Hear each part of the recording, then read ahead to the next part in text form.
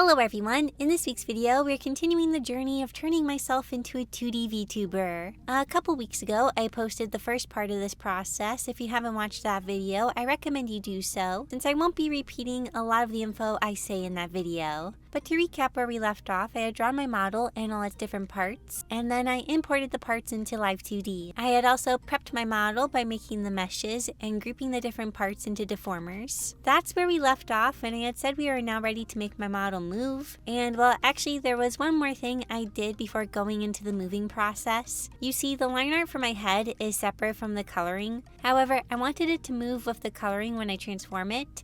Because of this, I needed to glue the line art to the head. But I ran into an issue because the coloring and the line art were different shapes because I didn't fill in the head all the way with the color. So I had to go back into Clip Studio Paint, make a new color layer, import that layer into Live2D, line it up where the old coloring was, and now I could glue the pieces together. This was pretty simple. I just copied the art mesh from the skin, pasted the mesh to the line art, selected both layers, and clicked Ctrl G. Now they will move together. Also, I do want to remind you, this isn't really supposed to be a step-by-step tutorial. I'm just giving you an overview of the process. I'll try to link tutorials that I used down in the description. Anyways, now we can make my chibi start moving, or making the illusion that it is. To do this, I need to deform the different parts to make it look like the head is moving in different directions. I start by selecting my head warp deformer. As the name suggests, it has the parts for the head in it. This next step is very important. I need to make keyform points on the X parameter slider. This slider will let me control the side-to-side movement of the head. And the keyforms are so the slider knows where to move the items for the different points on the slider. So the center point is for straight on view. And I want the face to look right when I move the slider to the right. So I select the keyform on the right and deform the head. The green box is our warp deformer that we made in the last video. I can select different points to deform the shape. The outer side of my face shape is always going to look a bit funny when I turn my head, but I wasn't too worried about making this look correct because I knew my hair would cover this.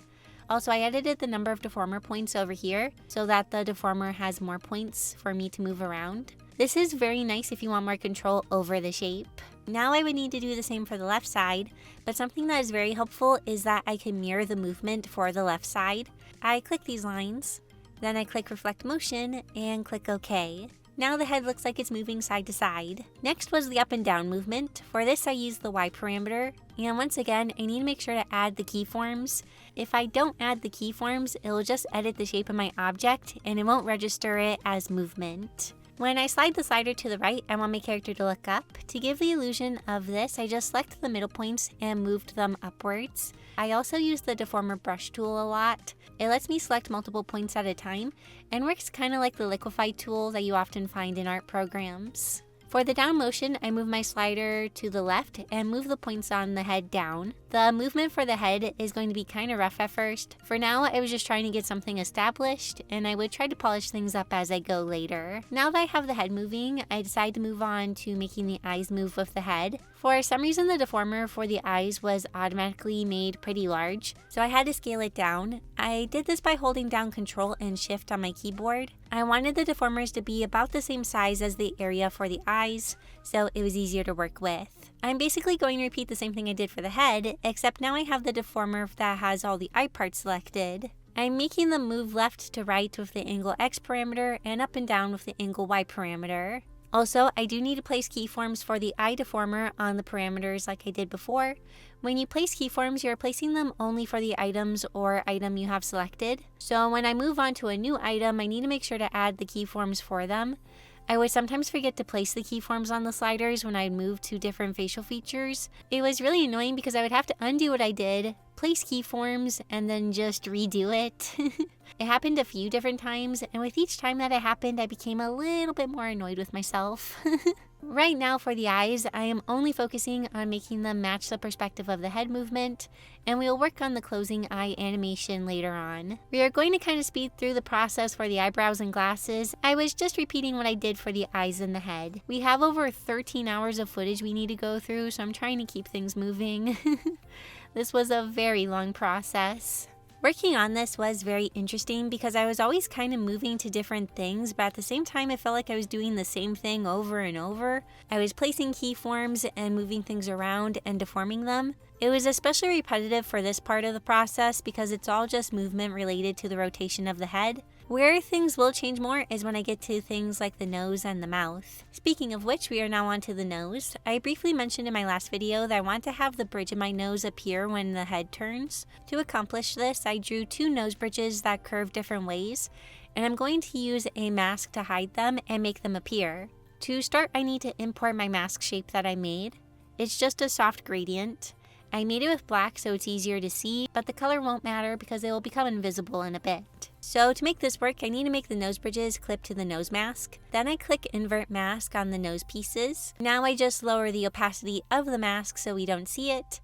And now the pieces are clipping to the invisible shape, and I can make them visible by moving them out from behind the shape. But first I need to make the nose follow the movement of the head. It's hard to know where to place the bridge if I don't have the nose in place, so I'm moving that around first. For the nose, to make the line bend in different ways, I use the Deformer Path Edit tool. This lets you place points on the object that you can drag around. I'll be using them a lot for things like the eyes and eyebrows later on. To kind of help my nose have a feeling of form, I moved the blush around in a way that helps kind of show the shape of my nose. I don't know if that makes sense at all, but like when I move to the right, the nose line goes to the right edge of the blush, or when I move up, the line goes to the upper edge of the blush. Now that the nose is moving as it should, I needed to move the bridges of the nose around. I don't have the mask on at the moment so that I can see what I'm doing, but basically I move the right bridge around for when I turn to the right, and the left bridge around for when I turn to the left.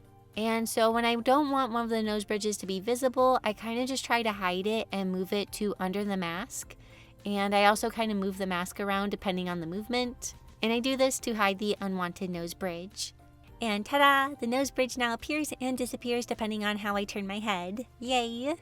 Next up is the mouth, and for now I'm not going to make it follow the movement of my head. Instead, we are going to focus on the different expressions.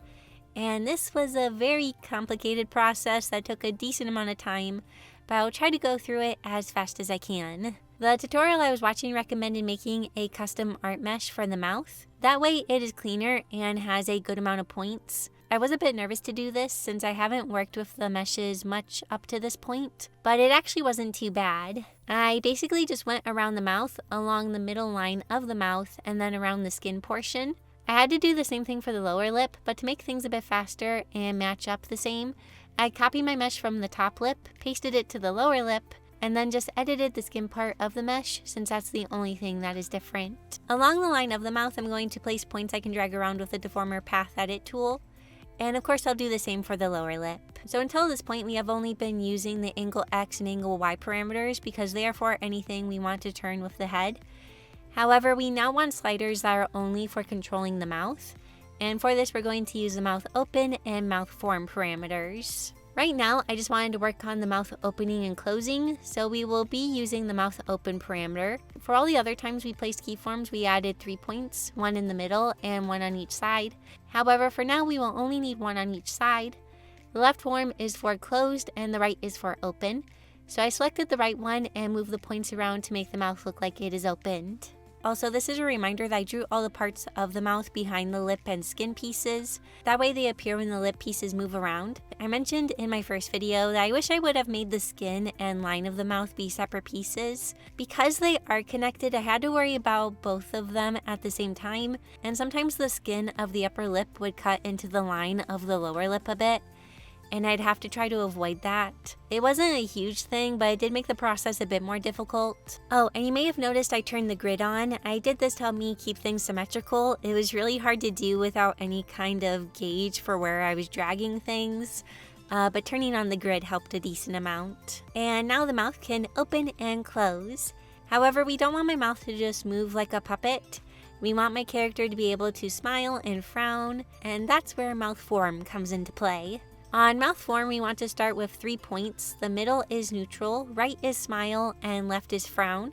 This was pretty simple. I just had to move the lines around a bit to the correct form. But this is where things get a little bit more confusing. Basically, these 2 parameters are going to work together to make different mouth forms. For example, if I have the mouth open parameter to the right, or on the open keyform, and also have the mouth form slider set to the smile keyform, this equals a mouth open smile. And I need to move the points to make that shape. And so basically for all the different shapes of the mouth, I made different keyforms on the mouth form and mouth open sliders.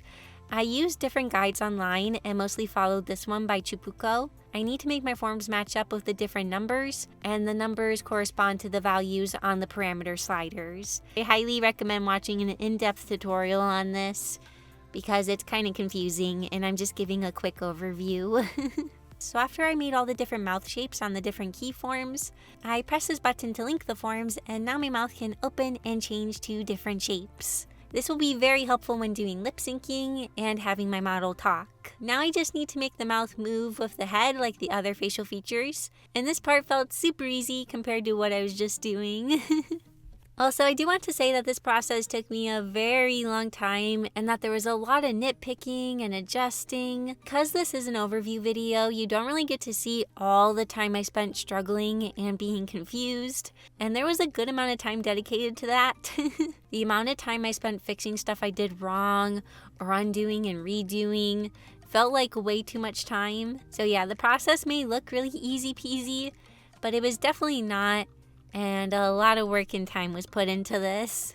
Anyways, now let's move back to the eyes to make it so I can open and close them. And it's actually going to be a pretty similar process to the mouth. Once again, I make a custom art mesh around the lash lines to make sure the mesh is clean.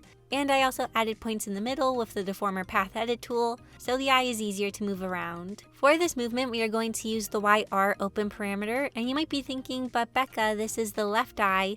Why are you using the right eye deformer? And well, that's because Live2D refers to the characters left and right, not our left and right. Oh, and you might be wondering, why is everything around the objects grayed out? Well, at this point I had learned about the solo function. It grays everything else out and lets you more easily focus on the stuff you're editing, and it is so wonderful. I wish I would have learned about it sooner. Anyways, I make the lash line move and the eyelash shape I have move so that it looks like the eye is closed.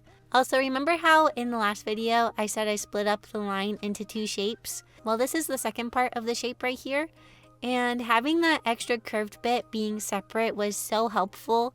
It's always really hard to make the eye closing animation look correct because of how round I draw my eyes, but having it be split made making it look more natural so much easier and smoother. The lower lash line was easy, I just had to make it move up a little bit to meet the other line. Then to make it so that the stuff inside the eye gets covered, I moved the eyelid down to move with the eyelash line. There is a way to do a closing eye animation without using a lid cover, but I kept getting kind of confused with this method when I was watching tutorials on it, so I went with this instead. Oh, I also had a lower lid cover that I made for the lower lash line, and I also had to adjust how the crease of my eye moved when I closed my eye. And ta-da! Now the eye opens and closes. However, I want the eye to kind of change shape when I smile, so I have more work to do. Yay! For the smile function, we are using the parameter IR smile. When I smile, I want the lower lid to curve up, and when my eye is closed, it'll be in a more curved up position. We are running low on time, so I'm going to skip ahead and I'll show you how it looks in just a moment. But now that I have the eye all rigged up, I now have to do the same thing for the other eye. Yay! No, I'm just kidding. I'm going to copy the eye over. Basically, I just make a copy of the eye and click the reflect option. That way I don't have to rig the eye again and make it match perfectly with the other eye. That would not be fun to do, and I'm so glad you're able to do this. And now the eyes open and close and move and stuff. We are getting closer and closer to being done.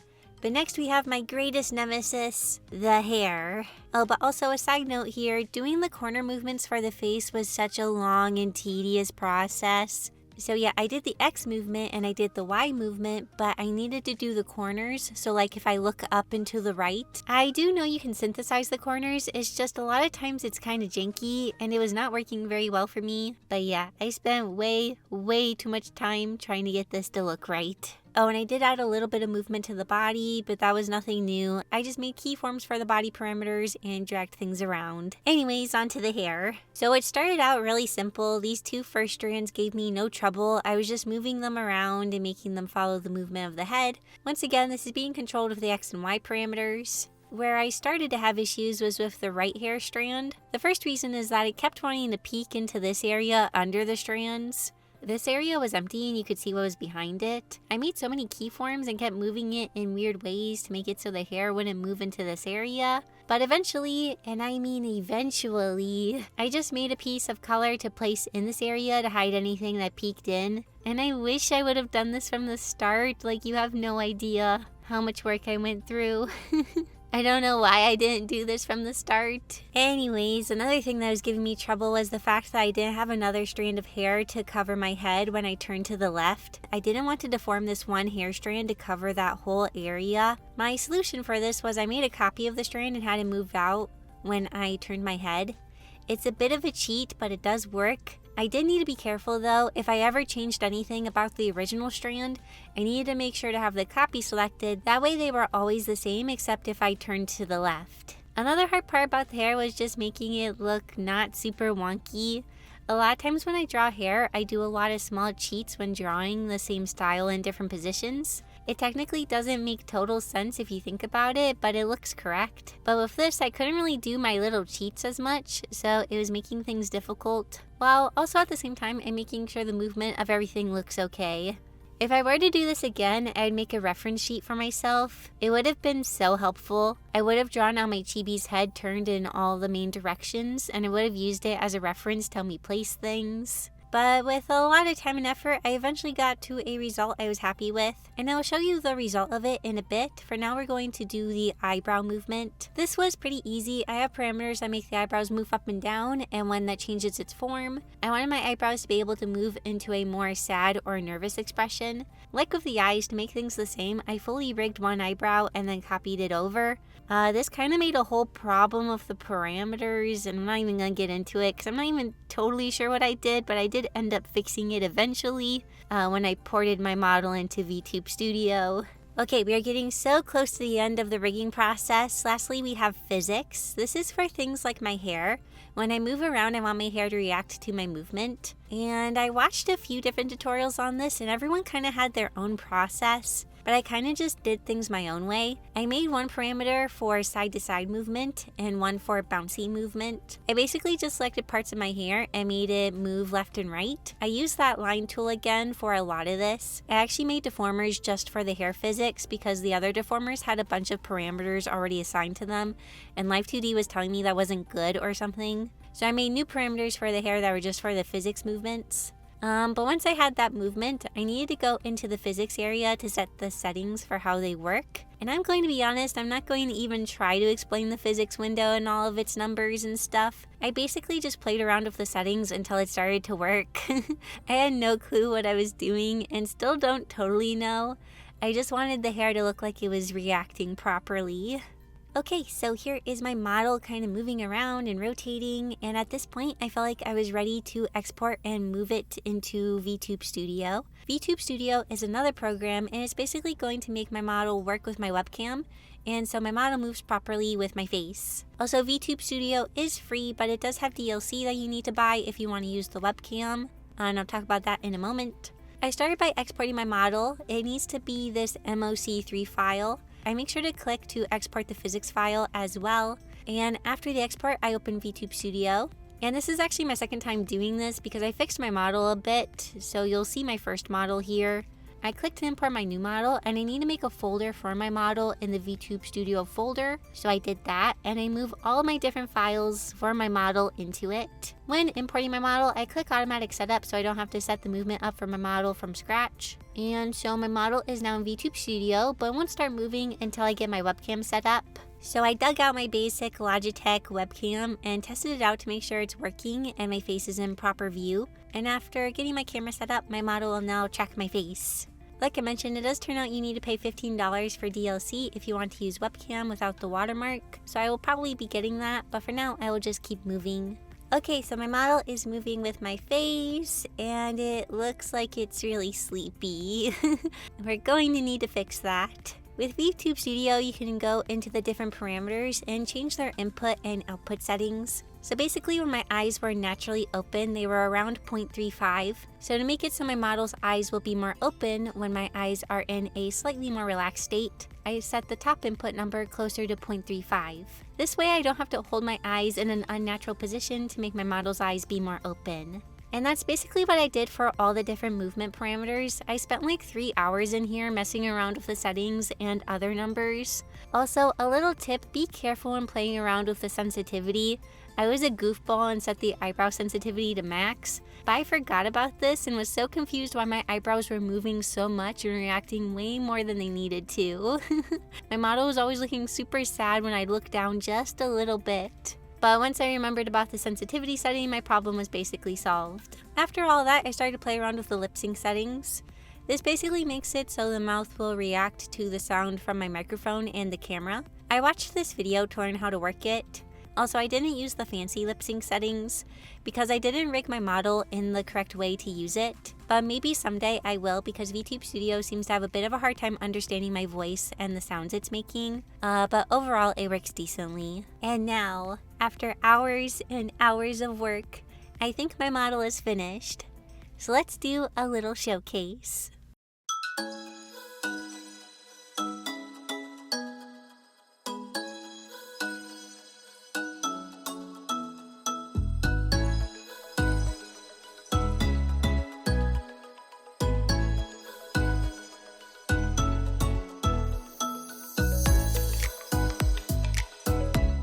So here's my Live2D model. I feel like it turned out pretty good. The mouth movements aren't perfect, but they work out pretty okay. Like if I go, my mouth opens even though I'm just making the M noise. Maybe someday, if I can, I'll do the more fancy mouth rigging. But for now, this works. So yeah, this is my Live2D model. Here's kind of what it looks like if I move my head around a little bit. I feel like it turned out pretty decently for my first ever model. This was definitely a learning process and it was very tricky. I hope I'll be able to use this model for future possible live streams. I'm a little nervous to do them, but hopefully I'll work up the courage to do them and give them a try. And this was definitely a very fun learning experience, very frustrating at times, but also very fun, and I'm pretty pleased with the result. But now that my model is finally complete, that's the end of this little series here. Thank you so much for sticking with me through this journey of making my Live2D model. And I hope you enjoyed watching the process of me creating it. Before we end this video, I want to say a super big thank you to my awesome YouTube members and Patreon patrons for their support. It means so much to me. And thank you so much for watching this video. I hope you enjoyed it, and I'll see you all next week in my next video. Bye! Topeka, Kansas, Topeka, Kansas, Topeka, Kansas, Topeka, Kansas. My